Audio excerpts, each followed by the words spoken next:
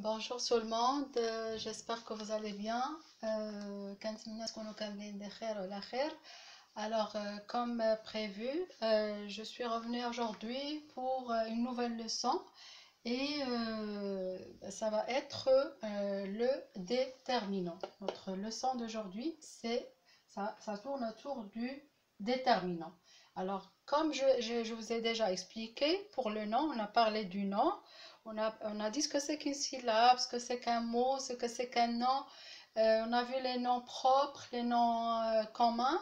Et j'ai expliqué que j'expliquais la leçon à propos des noms que le nom est toujours accompagné d'un déterminant. Il est accompagné d'un quoi? D'un déterminant. Ça va être notre leçon d'aujourd'hui. Donc, le déterminant, c'est la leçon d'aujourd'hui. Alors, c'est quoi le déterminant? On a déjà expliqué que un nom, surtout le nom commun, quelquefois le nom propre, est toujours accompagné d'un déterminant. Alors aujourd'hui, on va voir ce que c'est que le déterminant. D'après son nom, il nous donne déjà une impression, il nous donne déjà une explication. Le déterminant, il détermine quelque chose. Il va déterminer quelque chose. Alors, c'est quoi cette chose qu'il va déterminer? Il détermine quoi? Lui-même, c'est un mot. Et il va déterminer un autre mot qui est le mot qui se place devant lui. Donc, il se place toujours devant un nom. Donc, il vient faire quoi? Il vient déterminer, c'est pour ça qu'on l'appelle déterminant.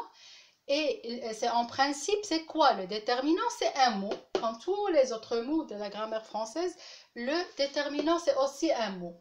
Aussi bien que le nom. Il détermine le nom et lui-même, c'est un mot. Le nom, c'est un mot et le déterminant aussi, c'est un mot. Alors déjà, on a deux choses qui sont claires. Le déterminant, d'après son nom, il vient déterminer quelque chose.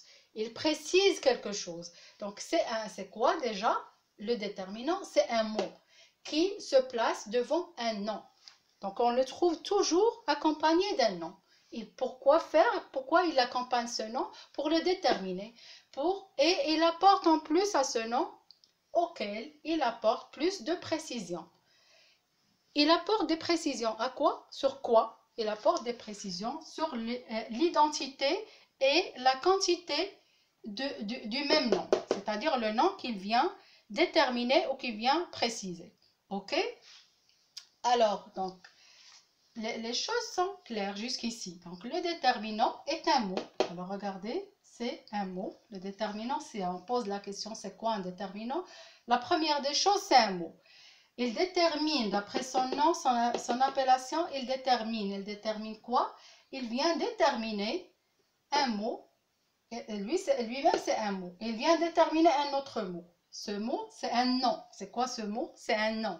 Il vient déterminer un nom. Donc, il se place devant un nom auquel il apporte plus de précision. Donc, son rôle à lui, c'est-à-dire le déterminant, son rôle, c'est qu'il vient apporter des précisions, plus de précisions sur l'identité ou la quantité. De quoi? Du nom. La plupart du temps, c'est un nom commun. J'ai déjà expliqué que les noms propres, et on trouve toujours un déterminant avant un nom propre, mais des fois, quelques fois. Mais la plupart du temps, on trouve le déterminant avant un nom commun, comme j'ai expliqué dans la leçon des noms propres et des noms communs. Si vous voulez revoir la leçon, vous pouvez le faire de vous-même. D'accord? Donc, il apporte des précisions sur l'identité et la quantité. Que veut dire l'identité et la quantité? Donc, l'identité, il va me préciser c'est quoi ce nom, c'est quoi ce nom. Son identité, elle peut être comment il est féminin, masculin. Donc, c'est ça l'identité. C'est le genre.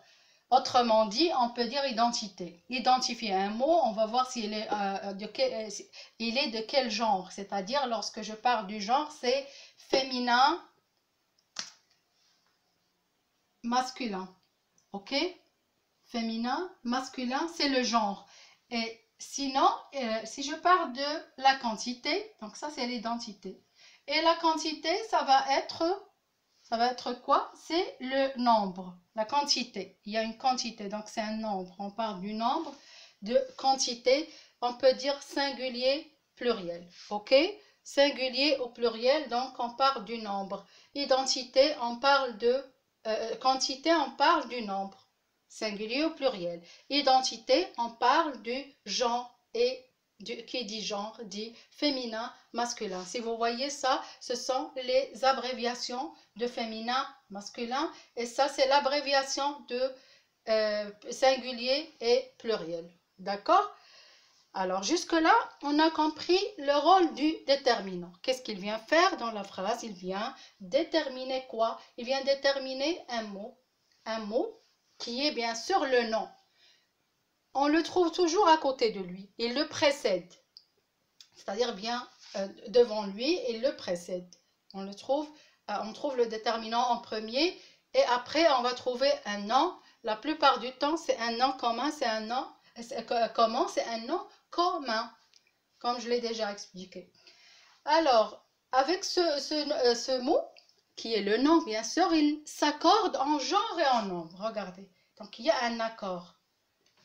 Il s'accorde en genre et en nombre. Le genre et le nombre. Si je dis par exemple la fille, le garçon. La fille, il y a la pour les filles, pour la fille, et le pour le garçon.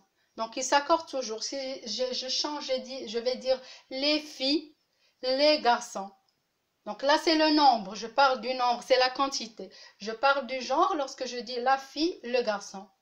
C'est le genre. Lorsque je parle de quantité ou de nombre, je vais dire les ou des.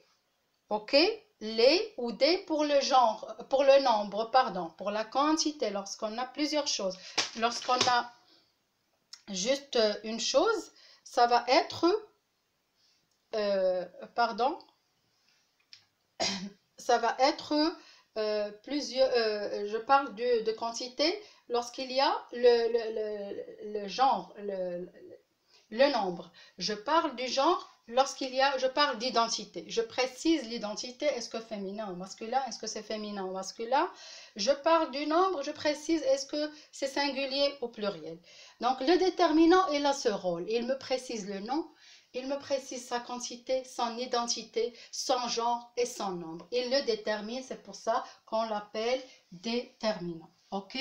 De cela, c'est de là que vient l'appellation déterminant, parce que c'est lui qui me précise la quantité ou l'identité, ou bien je peux le dire autrement, genre et nombre.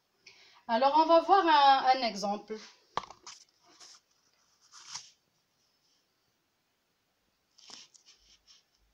Ok, alors là, j'espère que vous voyez bien. Donc là, regardez la première phrase. Si je vais dire, par exemple, chien court dans prairie. Alors regardez, j'ai fait exprès, j'ai laissé des lacunes ici et ici. Donc le chien court dans prairie. Est-ce que c'est possible? Non, c'est pas possible. Parce que la phrase est incomplète, elle est incorrecte. Regardez, donc là j'ai ajouté ce qui est en rouge ici pour remplir les lacunes. Il y a les chiens courent dans la prairie. Donc ici et ici, c'était vide. Et du coup, la phrase est incomplète. Chien court dans prairie. C'est incomplet. Il y a quelque chose qui manque parce que là, le nom chien qui est nom commun et ici, le nom commun prairie n'est pas déterminé. On n'a pas précisé ni le genre, ni le nombre, ni l'identité, c'est-à-dire la quantité, ni l'identité, ni genre, ni nombre. Ok? Et du coup, ça va être une phrase qui n'est pas juste et qui est incomplète. Sinon, si je veux voir la deuxième phrase, ici, la deuxième, j'ai ajouté les deux déterminants ici, les et la. Les chiens courent dans la prairie. Alors, vous voyez les chiens, parce que ici le nom commun chien, il est au pluriel.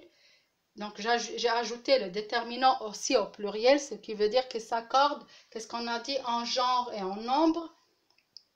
la prairie ici. Alors, vous voyez ce qu'on a ajouté pour que la phrase devienne juste et complète. OK? Pour avoir une phrase en bonne et due forme. OK? Donc là, c'est un exemple pour montrer le rôle du déterminant. Et dans la langue française, la grammaire française, on peut citer plusieurs déterminants. OK? On va voir quelques... Vous voyez? Donc là, on peut citer des déterminants les plus utilisés à savoir. Qui sont les déterminants les plus utilisés? La plupart du temps, on les utilise. Alors, on peut citer les articles définis et indéfinis, comme le, la, les, définis comme des, une, un, par exemple. Les déterminants démonstratifs comme ce, cette, ce, et ainsi de suite. Possessifs comme mon, ton, ma, tes, ses, nos, leur, votre, ainsi de suite.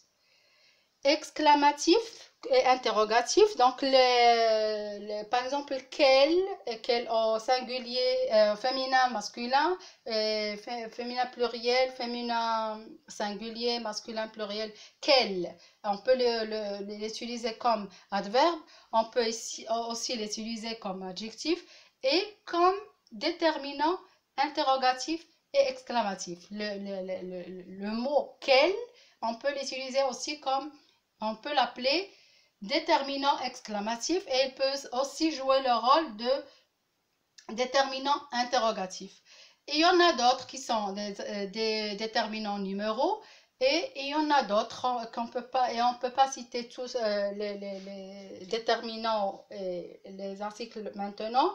À titre d'exemple, j'ai noté sur le tableau ces quelques exemples que je viens de dire oralement. Le, la, les, un, une, ce, ces, ma, ton, son, des, ce, quel, vos et leur. Et la liste est longue. Donc, j'ai donné un exemple de chaque. Donc, on a dit, je vais rappeler, on a les articles définis, indéfinis, on les appelle les articles, qui sont le, la, les, un, une, des. On va détailler chaque déterminant et chaque article dans nos leçons prochaines. Je vais les travailler un par un. C'est les articles et les déterminants que vous voyez avec moi ici à titre d'exemple. On va les travailler par la suite. C'est-à-dire, je vais les détailler sous forme de leçons pour que vous les reteniez en bonne et due forme. OK, une fois pour toutes. Donc, je précise les articles définis et indéfinis, les déterminants démonstratifs, possessifs, exclamatifs, interrogatifs, numéros, et ainsi de suite, etc. Là, c'était juste quelques exemples. Alors, je vais faire un petit rappel de ce que je viens de dire pour ce qu'est le déterminant. Alors, donc, je rappelle, donc, je précise, le déterminant, d'après son nom, comme on l'appelle, son nom déjà l'explique. Il détermine quoi? Il détermine un mot qui est aussi dans la grammaire, on l'appelle le nom. Lui-même, c'est un nom, c'est un mot. Les deux sont des mots. Que ce soit le déterminant ou bien le nom, ce sont tous les deux des mots. Alors, le déterminant, c'est un mot qui se place devant un nom. Pourquoi faire? Il apporte plus de précision sur l'identité ou la quantité de ce nom. Il me précise soit l'identité, c'est-à-dire genre et nombre. Sinon, il va me préciser, lorsque je dis genre et nombre, c'est le féminin et le masculin. Sinon, il va me préciser la quantité, m'ajoute des précisions sur la quantité, ce qui veut dire sur le nombre. Il me précise le nombre et qui veut dire nombre, veut dire singulier pluriel. À titre d'exemple, je vous ai noté l'exemple qui est là. Si je ne mets pas de déterminant, ma phrase sera incomplète. Il lui faut quelque chose. Regardez là, il y a ce vide que j'ai laissé ici et ici montre que ma phrase est fausse, elle n'est pas juste, il lui manque des choses. Qu'est-ce qui manque à cette phrase? C'est les déterminants que je viens de citer ici. Donc, comme ici, prairie, si je cherche sur un dictionnaire, je vais trouver le mot chien. Je le trouve au singulier, masculin singulier. Je vais me noter non masculin singulier. Sans le déterminant. Pourquoi? Parce que pour eux, c'est là, dans un dictionnaire, ça c'est un mot. Le chien, c'est un mot. Je le trouve comme ça sur un dictionnaire. Et prairie, là aussi, c'est un mot. Je vais le trouver comme ça sur un dictionnaire. Mais pour une phrase, pour composer de bonnes phrases, je ne peux pas garder le nom tel qu'il est sur le dictionnaire. Impérativement, je dois préciser son identité et sa quantité par le genre, c'est-à-dire par un genre et un nombre. Par quoi? Par un déterminant. Un déterminant joue très bien ce rôle. C'est lui qui détermine l'identité et la quantité du nom, n'importe quel nom, et surtout les noms communs. La plupart du temps, les noms communs, quelquefois, et c'est rarement les noms propres. Donc, jusque-là, j'espère que vous avez bien saisi ce qu'est un déterminant. J'espère que vous allez retenir ce qui est important, c'est-à-dire ce qu'est le déterminant, son rôle dans une phrase, qu'est-ce qu'il ajoute à un nom, sa relation avec le nom, surtout le nom commun, pour ce qui vient par la suite, c'est-à-dire que les différents types et genres de déterminants que je viens de citer ici, comme les articles définis, indéfinis, pardon, les déterminants démonstratifs, possessifs, exclamatifs, interrogatifs, et jusqu'à la fin, je vais les détailler dans d'autres leçons à venir. Ok, donc j'espère que vous allez travailler la leçon et la revoir et la revoir jusqu'à ce que vous compreniez à merveille. Et n'oubliez pas les likes et n'oubliez pas de partager et de vous abonner sur ma chaîne. Vous êtes les bienvenus. Merci beaucoup. Salut, à très bientôt.